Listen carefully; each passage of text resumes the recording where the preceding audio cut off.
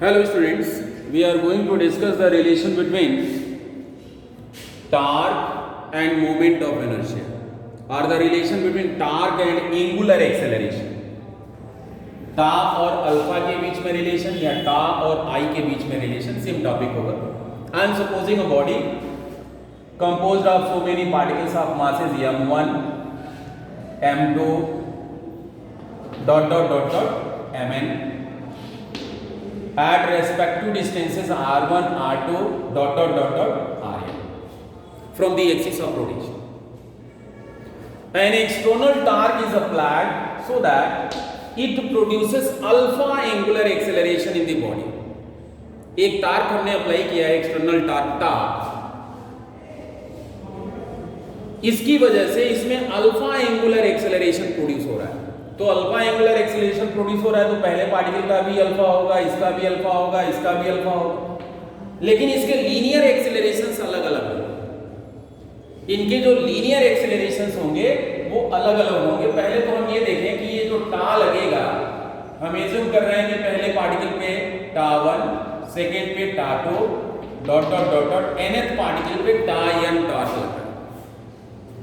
अब torque is equal to force multiplied by perpendicular distance. यहां पे हम एज्यूम कर रहे हैं कि इस पे F1 फोर्स लग रहा है, इस पे F2 लग रहा है, इस पे F1. तो परपेंडिकुलर डिस्टेंस एक्सिस से क्या है, R1 plus F2 R2 plus Fn.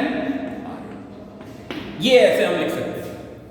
Torque is equal to force multiplied by the perpendicular distance from the line of action of the force with the axis of rotation.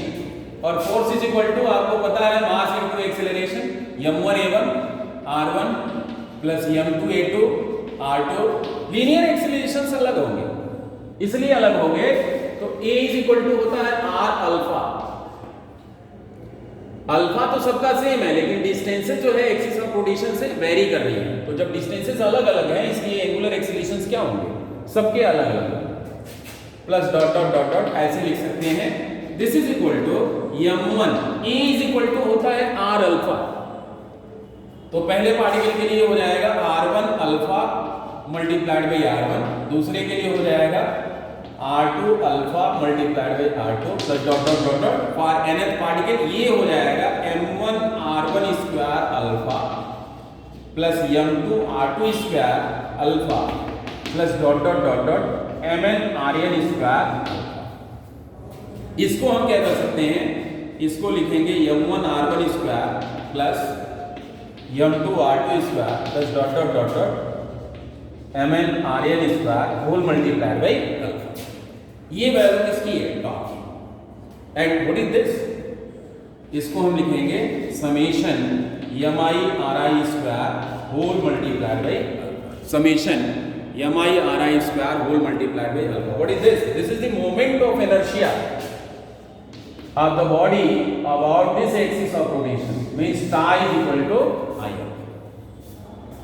External torque ta is equal to I into alpha. ये relation हो जाएगा इनके बीच में. अब यहाँ पे हम define कर सकते हैं मोमेंट ऑफ इनर्शिया को एक्सटर्नल टॉर्क के रेस्पेक्ट में. कैसे, if alpha is equal to 1 then I is equal to. अब यहां से हम डिफाइन करेंगे the torque required to produce unit angular एक्सेलरेशंस.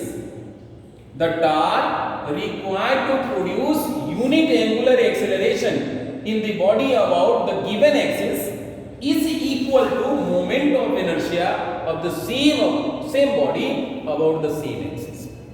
Means the external torque required to produce unit angular acceleration in the body about the given axis is equal to its moment of inertia about that axis. तो ये इन दोनों के बीच में relation हो, इन दोनों के बीच में relation हो. अब रोटेशनल काइनेटिक एनर्जी हम देख लें.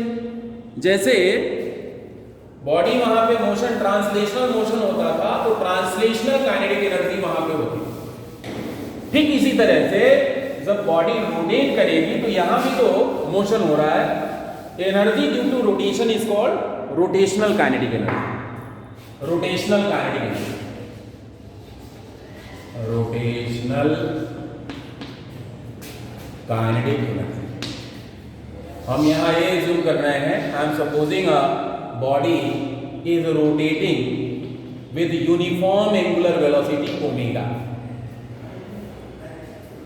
इसमें ढेर सारे पार्टिकल्स होंगे, हमने एज्यूम कर लिया m1 m2 dot dot dot dot mn, ये सारे के सारे रोटेट कर रहे हैं। और अगर एंगुलर वेलोसिटी ओमेगा है तो सबकी एंगुलर वेलोसिटी क्या होगी? ओमेगा। लेकिन लीनियर वेलोसिटीज अलग अलग। क्यों? क्योंकि इनके डिस्टेंसेस जो है एक्सिस ऑफ रोटेशन से अलग अलग है। तो जब डिस्टेंसेस अलग अलग हैं तो इनकी लीनियर वेलोसिटीज भी अलग होगी। यहाँ इसकी लीनियर वेलोसिटी v1 होगी, इसकी v2 होगी, इसकी vn होगी। तो kinetic energy, total kinetic energy क्या होगी? पहले की काइनेटिक एनर्जी, दूसरे की dot dot dot dot nth, और इसकी काइनेटिक एनर्जी लिखेंगे 1/2 m1 v1 स्क्वायर, इसकी हो जाएगी 1/2 m2 v2 square plus dot dot dot dot for nth। इसको क्या लिख सकते हैं हम? 1/2 m1, what about v? v is equal to होता है r ओमेगा। इसी बेसिस पे हमने कहा था कि एंगुलर वेलोसिटीज तो हर पार्टिकल्स की सेम होंगी, लेकिन लीनियर वेलोसिटी उसकी अलग अलग होगी, क्योंकि डिस्टेंस के डायरेक्टली ये प्रोपोर्शनल। तो v1 is equal to r1 omega whole square plus 1/2 m2 r2 omega whole square plus dot dot dot dot and so on. इसमें हम क्या देख रहे हैं? इसमें हम देख रहे हैं कि rotational kinetic energy is equal to 1/2 common ले लीजिए और इसको आप लिख सकते हो summation mi ri square, i varying from 1 to n। Omega square common ले लिया हमने, whole multiplied by omega square. And what is this? This is the moment of inertia of this body about this axis, therefore this will be 1/2 i omega square. This is the rotational kinetic energy. आप देखें कि rotational kinetic energy और linear kinetic energy में क्या relation मिल रहा है। In place of linear velocity here angular velocity, in place of mass here there is moment of inertia. तो मास की जगह पे यहां पे मोमेंट ऑफ इनर्शिया है और एंगुलर वेलोसिटी v की जगह पे यहां पे एंगुलर वेलोसिटी ओमेगा। अगर ओमेगा की वैल्यू 1 हो तो उस केस में i is equal to twice के रोटेशनल होगा। If omega is equal to means a body rotating with unit angular velocity have moment of inertia twice the rotational kinetic energy. कोई body अगर unit angular velocity से rotate कर रही है तो उसकी मोमेंट ऑफ इनर्शिया उसकी रोटेशनल काइनेटिक एनर्जी के जस्ट डबल होगी। रोटेशनल काइनेटिक एनर्जी अगर हम 10 जूल माने तो यहाँ पे moment of inertia 10 multiplied by 2 that is equal to 20 kg metre square. Thanks.